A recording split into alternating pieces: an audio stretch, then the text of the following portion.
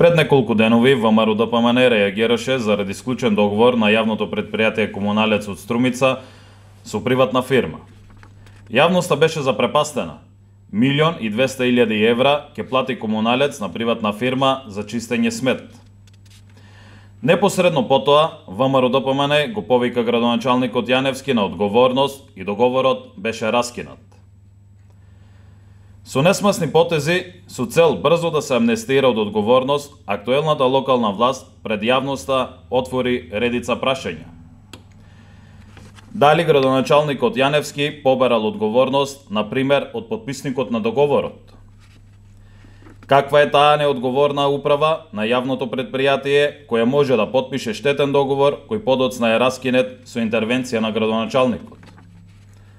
Ако не се огласеше позицијата, што ќе ни се случеше? Понатаму, дали постојат други штетни договори за кои јавноста не знае? Особено ако се има предвид дека тендерите во Струмица често завршуваат во фирми на блиски роднини на функционери или пак со години тендери добиваат истите фирми. Конечно, дали градоначалникот на Струмица Јаневски е последната институција што реагира, односно дали се преземаат мерки од други надлежни локални и државни институции.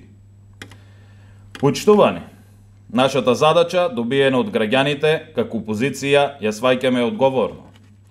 СДСМ веќе 15 години ја управува општина Струмица и затоа одговорно и сериозно работење значи прифаќање на грешките и оставки.